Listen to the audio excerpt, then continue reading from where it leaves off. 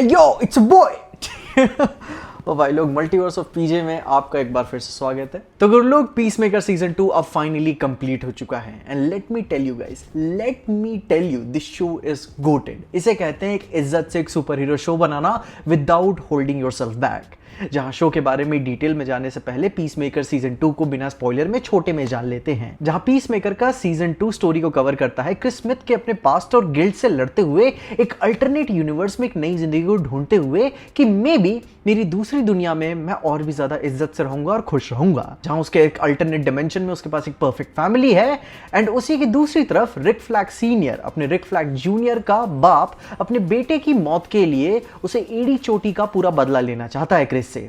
जहां पर वहीं पे एमिलिया हार्टकोर्ट भी अपनी बेरोजगारी भरी जिंदगी में टॉक्सिक मैस्कुलिनिटी से परेशान है एंड इन्हीं मस्ती मजाक को देखते हुए क्या ये दोनों अपना रीजन ढूंढ पाएंगे अपनी इस यूनिवर्स में खुश रहने के लिए। उसके लिए अभी आपको पूरा शो बिंज करना होगा एंड सारे एपिसोड्स अभी आ चुके हैं एंड मैं बता रहा हूं क्या माल पीस इन्होंने बनाया है। जहां पे निसंकोच होकर मैं तो बात बता ही सकता हूं कि ये शो अच्छा है, अच्छा ही नहीं बल्कि कमाल का है। जैसे कि एक anti super hero TV show को होना चाहिए जो अपनी मेन मूवी की ओवरब्लोन लार्जर द लाइफ को एक ग्राउंडेड वर्जन के तौर पे दिखा सके, जो अपने कैरेक्टर्स को जमीन पे लाकर उन्हें और ह्यूमन बनाए कि उनकी लाइफ हमेशा कोई वाइल्ड फेस्टिवल की तरह नहीं चलती।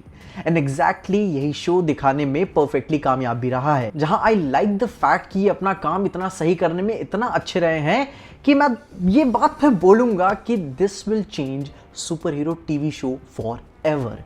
ये होता है एक एंटी सुपर हीरो की कहानी को ग्राउंडेड तरीके से परफेक्टली दिखाना।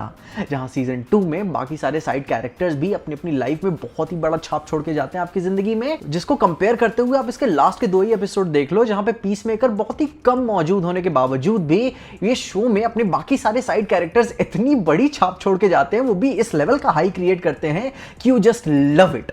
एंड ये होता है अपने साइड कैरेक्टर्स का सही यूज करना, और वो भी टू द पॉइंट कि आप भयंकर रूट कर रहे होते हैं अपने कैरेक्टर्स के लिए। जहां पे मेरा पर्सनली फेवरेट तो अपना विजिलेंटी ही है। बाकी आप अपने फेवरेट कैरेक्टर्स मुझे कमेंट जरूर बताइएगा।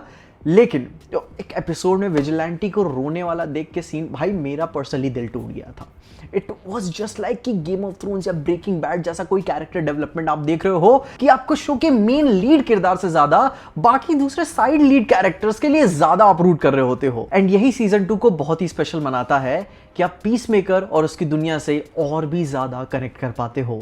आप फील कर पाते हो कि oh my God, this is living DCU.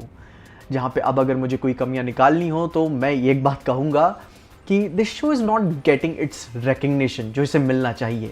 अपना डीसी बहुत साल से सफ़र कर रहा था, हम तुम बहुत ही इंटीमेट फैंस हैं, हम जानते हैं। जहाँ पे पेंगुइन एंड पीसमेकर जैसे शोज एक मास्टर क्लास तो हैं ही राइटिंग और एस्थेटिक्स को लेकर, पर उन्होंने वो ग्लोबल ऑडियंस की हाई नहीं अचीव कर पाए जो मैं मानता हूँ कि उन्हें मिलना चाहिए था। ये ऐसा है कि इसके बारे में और बात होनी चाहिए थी। जहाँ पे अब देखो, ये क्रिटिसिज्म इसके अलावा भी मैंने काफ़ी सारा सुना हुआ है कि ये शो काफ़ी ठंडा फील होता है, सिनेमाटोग्राफी काफ़ी ब्लैंड सी है, काफ़ी अनसैचुरेटेड, टू ग्राउंडेड, जिसकी सिनेमाटोग्राफी में भी काफ़ी रिफ्लेक्ट होता है, काफ़ी मेलनकॉलिक सा फील होता है। एंड इसी क्रिटिसिज्म को सुनकर मैं कहूँगा कि that's the actual point of this show. क्योंकि इन टीवी शोज़ में जब आप हीरोज़ को अर्श से फर्श पे लेकर आते हो तो लाइफ एक्चुअली में बोरिंग होती है और डिप्रेसिंग होती है। जहाँ आप इमोशनल होते हो, रोते हो, डरते हो, जहां भले ही दुनिया के सामने आप हार्ड बनने की कोशिश करो और करो, पर असल जिंदगी में आप वही अपने छोटे बच्चे हो जिसे बस अपनी फैमिली का प्यार चाहिए था।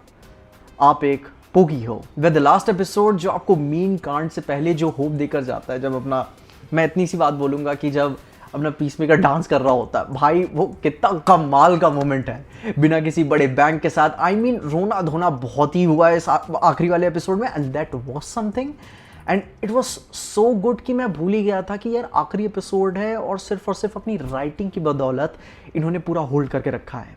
और इतना कमाल के गए हैं इसे लेकर कि बताता है नहीं, बहुत बड़े ओवरब्लोन बजट्स या बॉन्कर्स एक्शन की कोई ज़रूरत नहीं थी। जहाँ पे थोड़ा सीजी का था, थोड़ा सा फैन सर्विस को केटर करने के लिए, मगर मेजॉरिटी ऑफ टाइमिंग राइटिंग इतनी बाप है इसकी कि यू आर जस्ट की ऑक्यूपाइड ऑलवेज कि हाँ भाई अब आगे क्या होगा। कॉन्स्टेंटली आप कहानी को अनफोल्ड होते हुए देखना चाहते हो, ना कि कोई बड़ा बैंग देखना चाहते हो।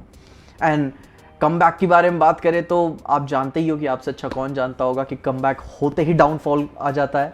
बाकी अब अपना रोज का ही हो गया है। पर भाई इस शो को देखकर मैं ये बात कहूँगा कि जो भी एग्जीक्यूटिव्स ऊपर बैठे हैं भाई भरोसा दिखाओ DCU पे, ये है वो शो, ठीक है ना। ये बहुत आगे जाएगा, ये आगे चल के बहुत ही कमाल करेगा, DCU को बदलेगा, जिसके भाई इंस्पिरेशन इतने कमाल के होंगे कि बाकी सारे स्टूडियो सुपर हीरो कहानियाँ इससे इंस्पिरेशन लेंगी। भाई ऑनेस्टली इतना अच्छा है। बाकी मैं कुछ स्पेसिफिक्स बोल के आपको स्पॉइल नहीं करना चाहता, पर इस शो की फीलिंग बड़ी कमाल की है कि आप साफ देख पाते हो कि भाई अपने जॉन सीना का कैरेक्टर डिप्रेशन में है, एंड उस डिप्रेशन से किस तरीके से हम सब अपने अपने तरफ से डील कर रहे होते हैं। बट स्टिल अगर आपके आसपास आपके अच्छे दोस्त हों, आप में बिलीव करने वाले लोग हों, तो चाहे कितनी भी परेशानी कभी भी क्यों ना आ जाए, कभी भी लेट नहीं होता कम बैक करने के लिए।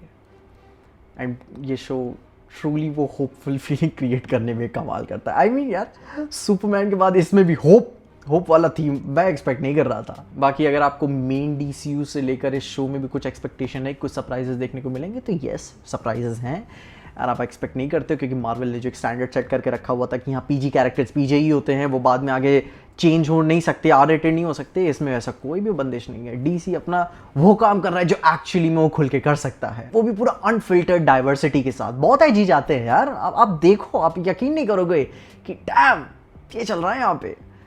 जहाँ पे बात कहूँगा, ये this will change how will look on super hero shows. अपना मैं जानता हूँ दी बॉयज सीरीज एंड फलाना डिमकाना जो भी इनविंसिबल आता है वो तो अपनी जगह पे है, बट एक काफ़ी रियलिस्टिक, ग्राउंडेड और काफ़ी मैच्योर वे में एक एंटी सुपर हीरो कहानी को कैसे एक टीवी शो में दिखाना चाहिए कि हम बड़ी बड़ी ब्लास्ट के अलावा जो हम मूवीज़ देखते हैं उसके अलावा अगर हम उन्हें टीवी शोज़ में देख रहे हैं तो वो कितने असली होने चाहिए, वो किस तरीके से ग्राउंडेड दिखाने चाहिए, वो शो दिखाता है कि एक एक्चुअल टीवी शो का कि वो एक एक्चुअल टीवी शो का काम क्या होता है जब आप किसी कैरेक्टर का एक्सटेंडेड वर्जन देख रहे होते हो। एंड इसी पे अभी भले ही ना हो, मैं चाहता हूँ इसे और रिकग्निशन मिले, मैं नहीं चाहता कि ये बिल्कुल अंडररेटेड हो, बट येस मैं एक बात ये मैं आपको बोल सकता हूँ ऑन रिकॉर्ड कि मार्वल आने वाले सालों में भले ही नॉस्टैल्जिया खेल जाए, बट डीसी अगर ऐसा ही चलता रहा जैसा पीसमेकर सीजन 2 है, तो ये अपनी ओरिजिनल स्टोरीज के साथ हमारा दिल जीतेगा।